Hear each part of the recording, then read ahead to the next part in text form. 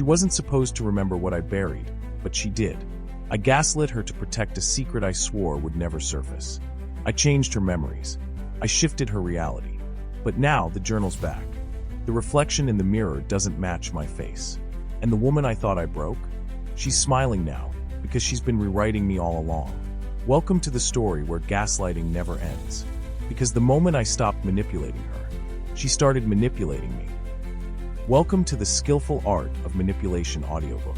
If you haven't already, we invite you to follow us on your favorite podcast platform so you never miss a story. Today, we're honored to bring you Stay Gaslighting Me. Get ready to immerse yourself in a powerful, mind-blowing manipulation thriller that will leave you on the edge of your seat. Because here, our mission is to keep you coming back for more. So without further ado, let's dive into this thrilling narrative together. Chapter 1. The door was already open. It wasn't that she stayed. It was that she stayed quiet.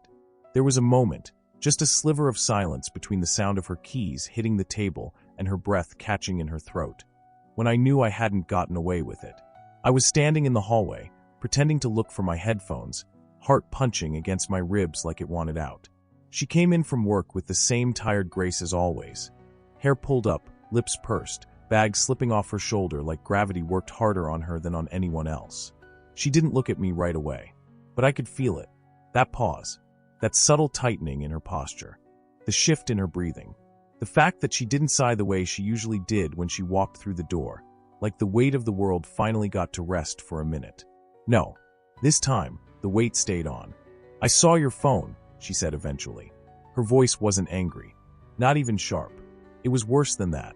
It was flat.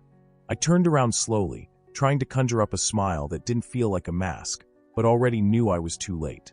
"My phone. You left it unlocked." Pause. I didn't look. I wasn't trying to.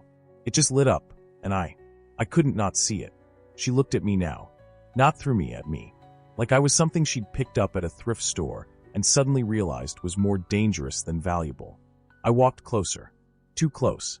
Put my hand on her arm, gently, like I was some kind of victim of misunderstanding. "What did you see?" She didn't answer, which meant she saw everything. I hadn't cheated. Not technically. But there were texts. Messages from someone I used to know. A woman who had a voice like sugar and eyes like smoke. Nothing recent. Nothing real. Just digital ghosts from months ago. Things I thought I'd deleted. Things I thought didn't count because they weren't physical. But to her, betrayal doesn't come with fingerprints. It comes with patterns. With silence. With stories that don't line up. With jokes I laughed too hard at. With memories that started shifting shapes without her permission. That's what she really saw. Not the phone. The pattern. "I thought we were getting better," she said softly. "I thought you were really trying." "I am." "Then why do I feel like I'm losing pieces of myself every time I talk to you?" The thing is, when someone you love starts doubting their own memories, it doesn't look like a horror movie. It looks like quiet confusion. Like forgetting where you left your earrings and thinking it's your fault. Like apologizing before asking a question. Like smiling while your insides twist because you feel wrong, but you can't prove it. I'd done that to her. Not just once. Not just recently. But over months. Years.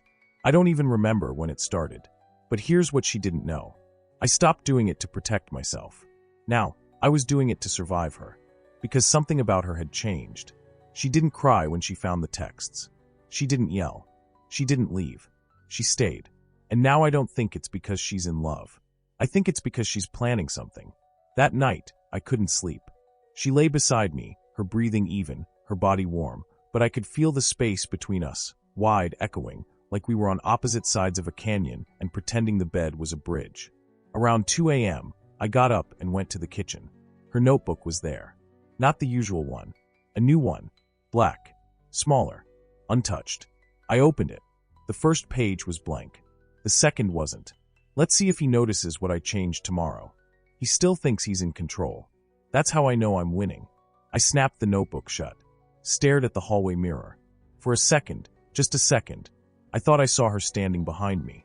But when I turned around, the hallway was empty. She's gaslighting me now. I know it. She's changing things. Shifting them back. Correcting her narrative. I moved her ring dish last week. She moved it back and said nothing. I told her we never watched that movie. She described a scene in perfect detail. I said she dreamt it. She smiled and said, maybe I did. But her eyes said, you're losing track, and I'm not helping you find your way back this time. It was always supposed to be me. I was the one who bent the world. I was the one who rewrote reality. Now I feel like I'm the one being rewritten. And the scariest part? I think she's better at it than I ever was. Chapter 2. The version of me she wants me to be. You don't realize how easy it is to lose your grip until someone starts showing you exactly where your hands used to be. The next morning felt like someone else's memory. She was already in the kitchen, standing barefoot by the stove, flipping pancakes with the same easy rhythm she used back when we were good. Or maybe before we were good. I'm not sure there's a difference anymore. The sunlight through the windows was soft. Too soft. Like someone turned down the contrast on the entire apartment. Everything looked peaceful. That's how I knew something was wrong. Because when someone knows they have power over you, they stop raising their voice. They start smiling more. Sleep okay? She asked, her tone light. Familiar. I blinked. Yeah. She turned to me, spatula in hand. Good. You were mumbling in your sleep again. My pulse ticked behind my eyes. What did I say? She shrugged. I don't know. Something about a boat. A beat of silence. I hadn't told her about the boat dream. I'd barely admitted it to myself. A flash of something wet and heavy. A rope. A voice saying my name underwater. But she knew. She shouldn't have known. I laughed nervously. Must have been a weird dream. Her eyes didn't leave mine. She smiled. Must have been. There were new photos on the wall. I don't mean photos I forgot we had. I mean photos we never took. A shot of us at a lake.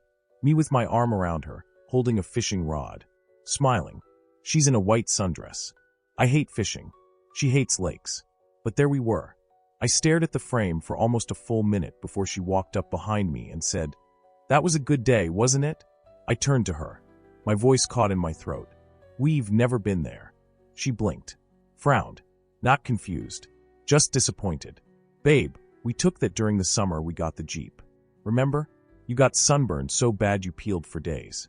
I don't remember ever owning a Jeep. I don't remember a lake. But she said it so gently. So confidently. Like maybe I'd just forgotten. And for a second, I almost believed her. That afternoon, I called a therapist. Not Lansbury. Not anyone official. Just a number I found scribbled in the back of an old notebook, next to a name I didn't recognize. Mia, 2 p.m. safe line.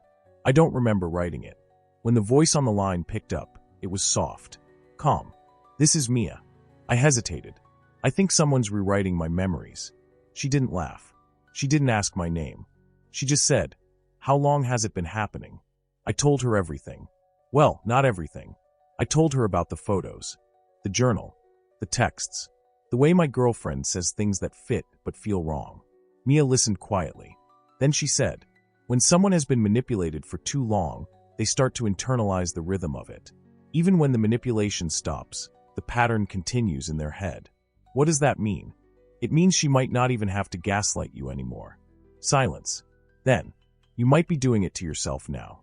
I hung up, stared at my reflection in the microwave door, and whispered, "What if I am?" That night, she sat on the balcony and read a book. I don't know which one. The cover was blank. It looked old, the pages yellowed like newsprint.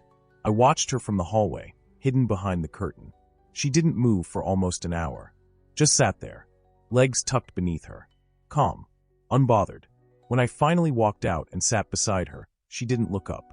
She just turned a page and said, "You've been watching me more lately." I didn't answer. She glanced sideways. "Are you waiting for me to mess up?" Something like that. She closed the book, finally, and placed it on her lap. Then she said the thing that kept me awake until morning. "You keep looking for signs that I'm lying, because you're scared I'm telling the truth."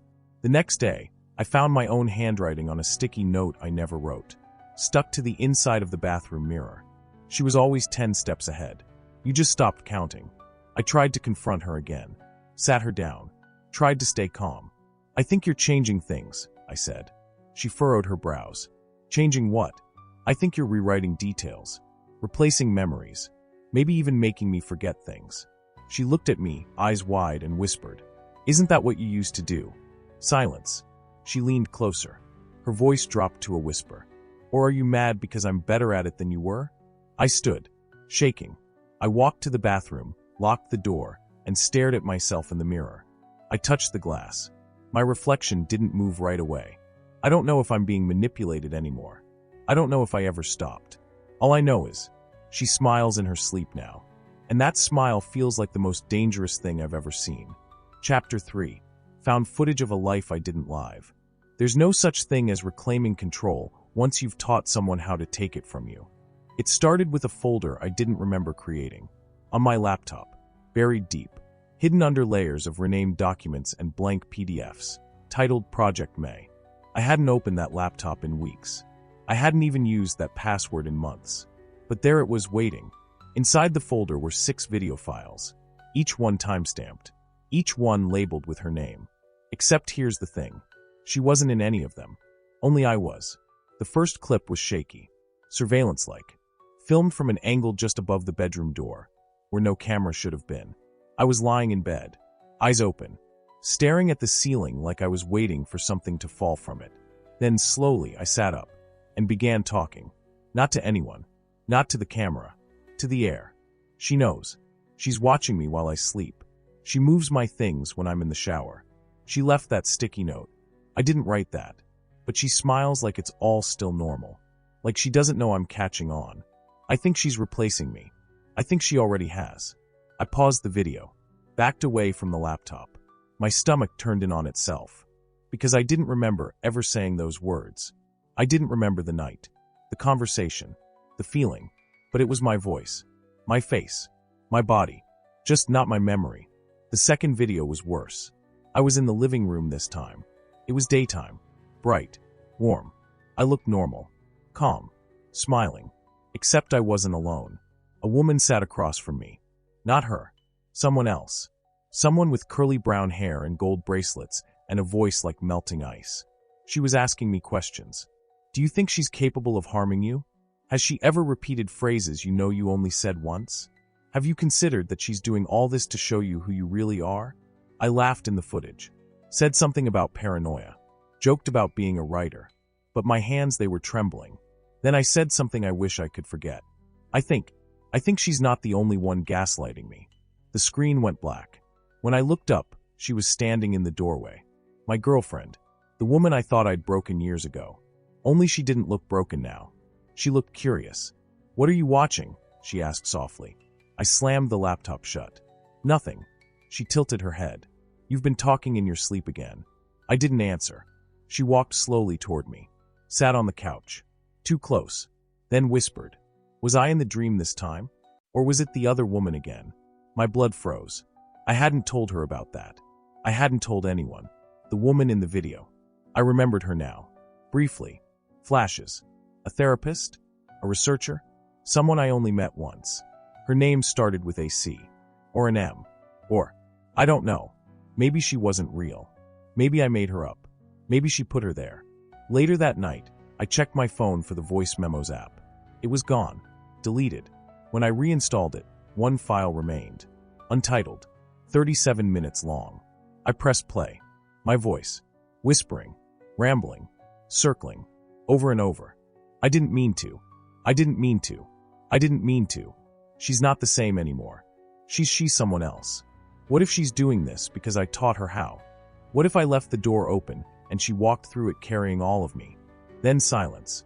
Then another voice. Not hers. Not mine. Just a whisper. You remember it wrong, because that's safer than the truth. I threw the phone across the room. It didn't break. It never breaks. The apartment felt too small that night. Like the walls had moved closer by a few inches. Like the air was heavier. Like the pictures on the wall were tilting just slightly toward me. Like they were listening. She made tea. Chamomile. Her favorite. Except she hates chamomile. Always said it smelled like rot. I asked her about it. She smiled. It's my new thing. I woke up around 3 a.m. She wasn't in bed.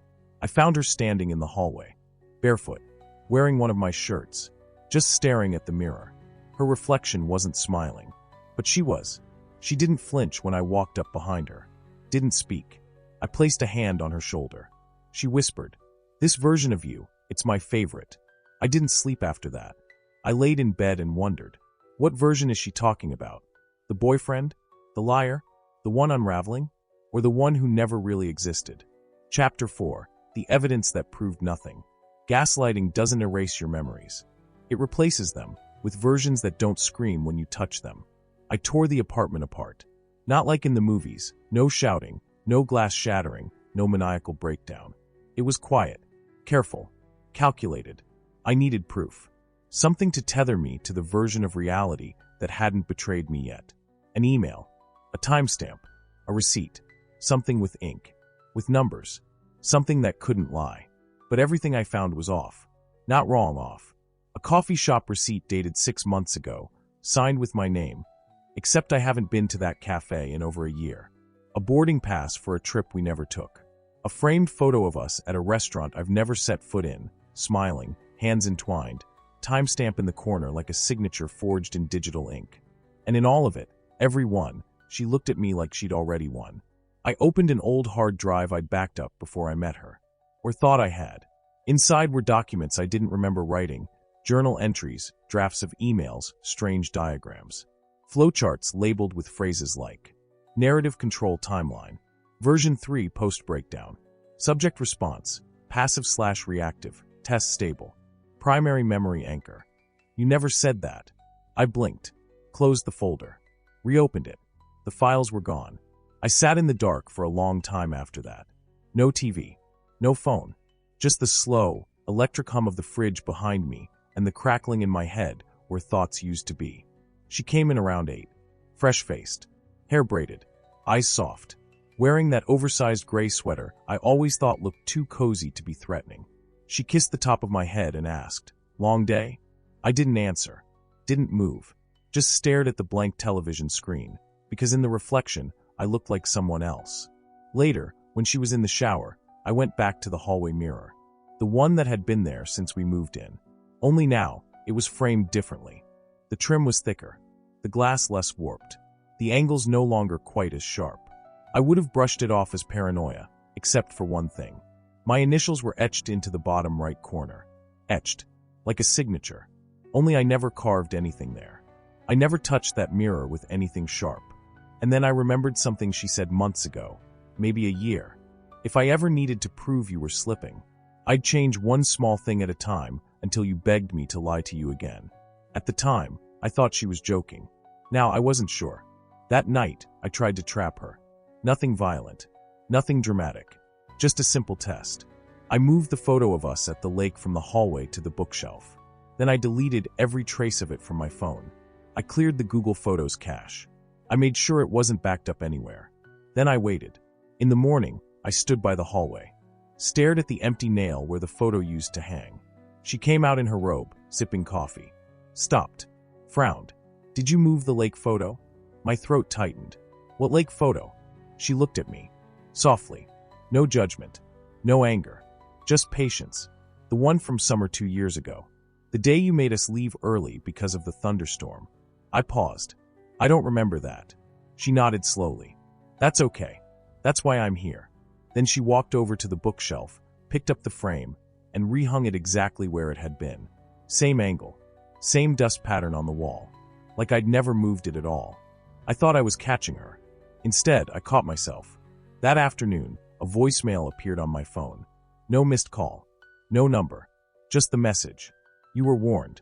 You just didn't believe her voice was yours." Then a long silence. Then laughter. Soft. Familiar. Mine. The next day, she gave me a gift. Wrapped in brown paper, tied with string. "I thought this might help," she said. Inside, a small leather-bound journal. Empty pages. Blank. Waiting. She smiled. "Write it all down. That way, when you forget what's real, you can at least remember what you believed." I opened to the first page. Someone had already written there in black ink. "What you remember is just what you've agreed to forget." I threw the book across the room. It landed softly. She didn't even blink. I tried to leave that night. Really leave. I packed a bag, charged my phone, walked down 12 flights of stairs to the street. The night air hit me like a confession. It smelled like rain, like earth, like memory. I made it to the bus stop. Then I checked my wallet. Driver's license, my face, her address. But the name wasn't mine. It was hers. I stumbled back inside before sunrise.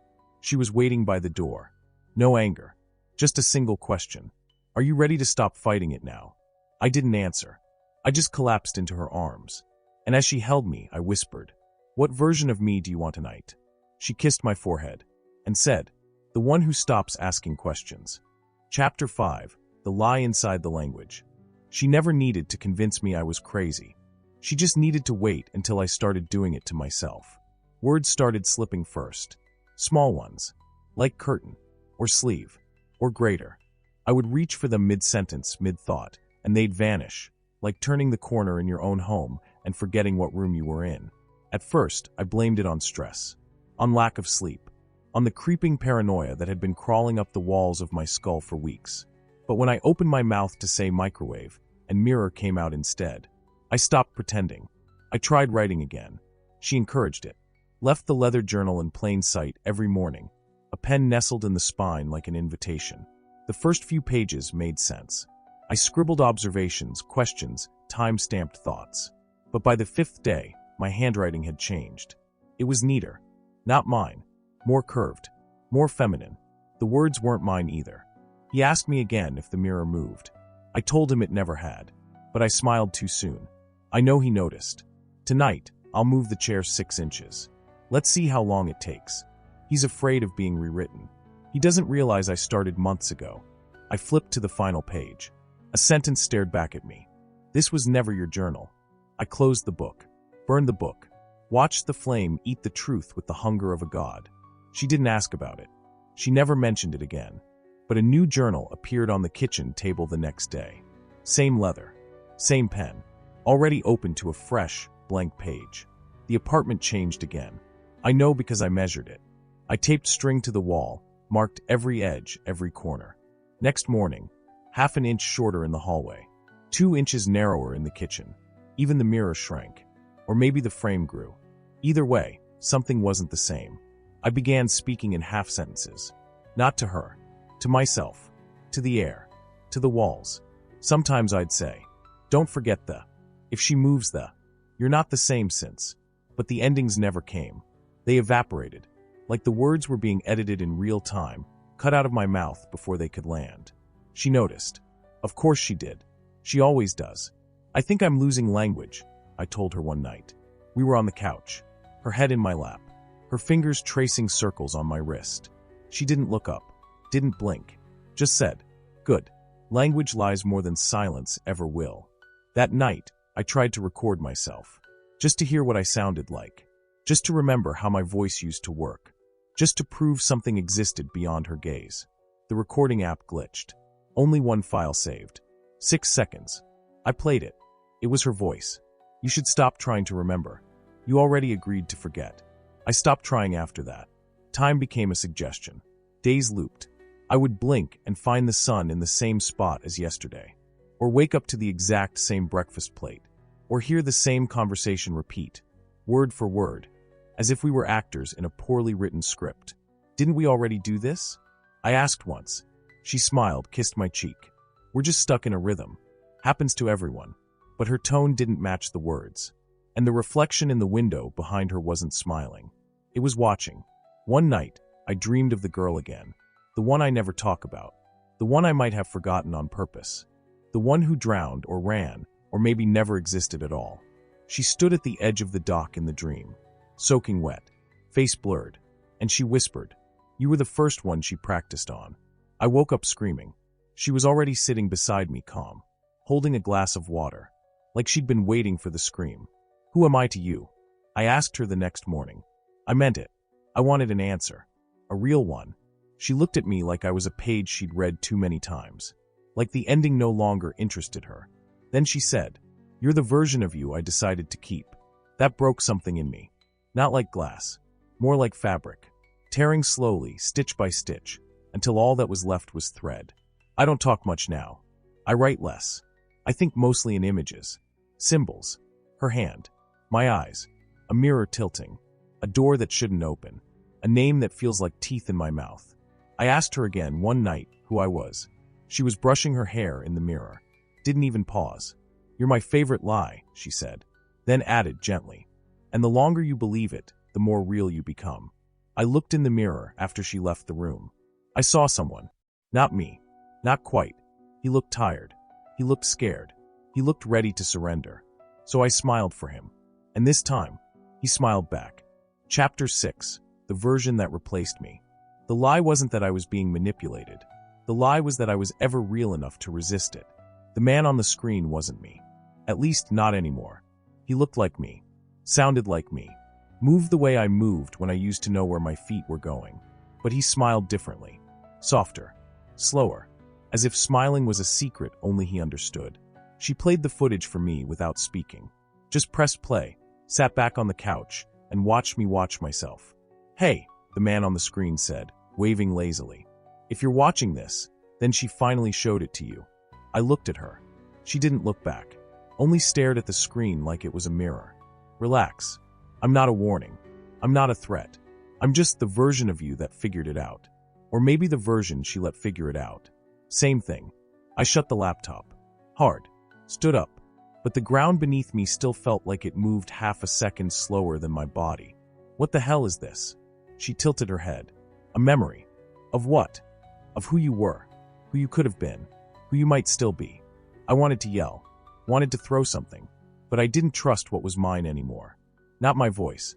Not my hands. Not even my anger. So I sat back down and said, "Tell me the truth." She leaned forward, slow and deliberate, like she was about to tell a child that Santa never existed. "You don't have one truth," she said. "That's the whole problem.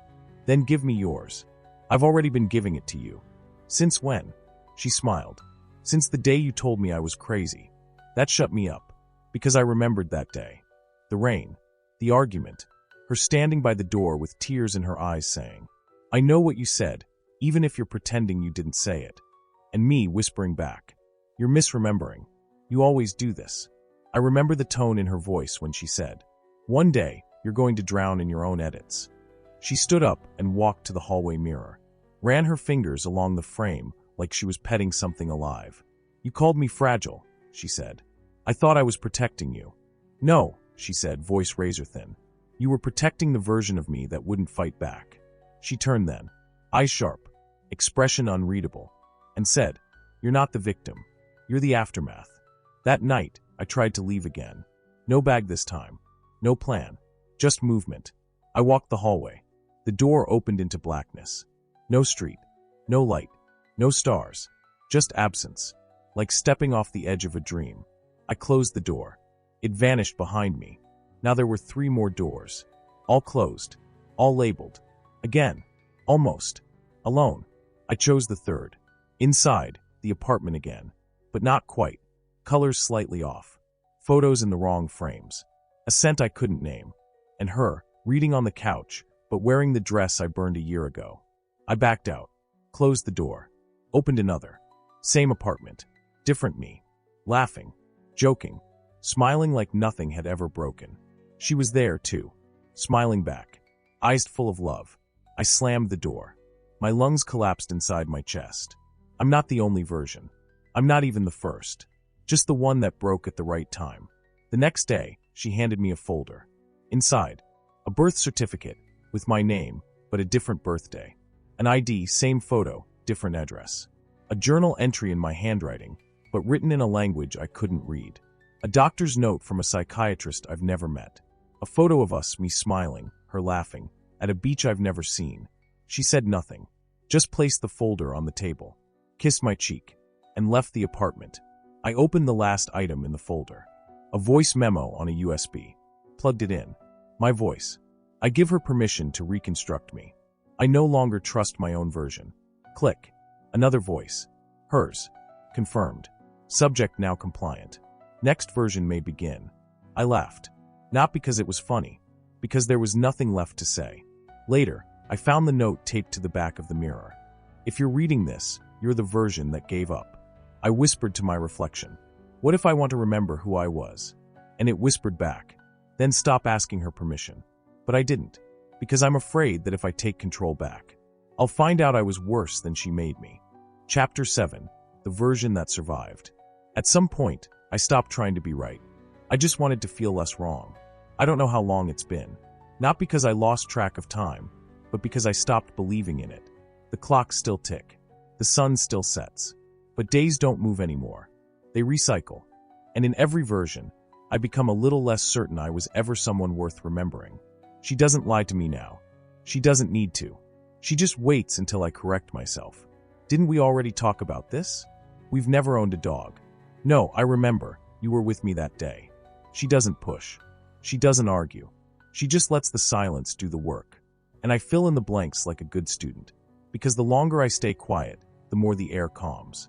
I sleep better now, which is terrifying, because it means I've finally stopped resisting. Last night, I found the mirror moved again. Not physically, not the frame, just the image. The apartment behind me was different in the glass, newer, cleaner. A plant that doesn't exist on the counter. A book I never bought on the coffee table. And my face, softer, relaxed, smiling. But I wasn't smiling. Not on the outside. Only the reflection. I confronted her again, for the last time. I want the truth, I said. She didn't look surprised. Just tired. The kind of tired you feel when you've already buried the body and someone keeps asking you where it is. Which truth? She asked. Mine. She walked into the hallway. I followed her. She opened the door I never saw before, the one that used to be a wall. Inside, a single chair, a screen, a file cabinet, a metal table. On the table, 6 folders, each one labeled with my name, each one marked, version 1, version 2, version 3. The final one, version 6 current. I opened the first. Inside, photographs, journal entries, drawings. Version 1 loved her obsessively. He wrote poems, gave gifts, lied gently, but never stopped needing to be right. Version 2 grew paranoid, started changing her memories, gaslit her into doubting her own reality, claimed it was love. Version 3 became violent, controlled everything. She left. Version 4 never existed. A decoy, a test, a placeholder. Version 5 begged her to stay. Version 6, me, was never supposed to last this long. I looked at her. Why am I still here?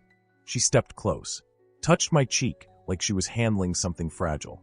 Because you finally learned to let go. She pressed play on the screen. A montage began. All of me, in different clothes, different hair, different tones, talking to her. Screaming, laughing, crying, denying, apologizing. One begged on his knees. One tried to leave. One called her a monster. And one said, do whatever you need to do. Just don't leave me alone. She turned to me. That's the version I kept. I sat down in the chair, looked around the room that was never supposed to exist, then asked, so what happens now? She knelt beside me. Soft, kind, infinite. Now you forget again. And I start over.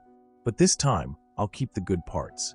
She kissed my forehead, walked to the wall, pressed a button. The room blinked.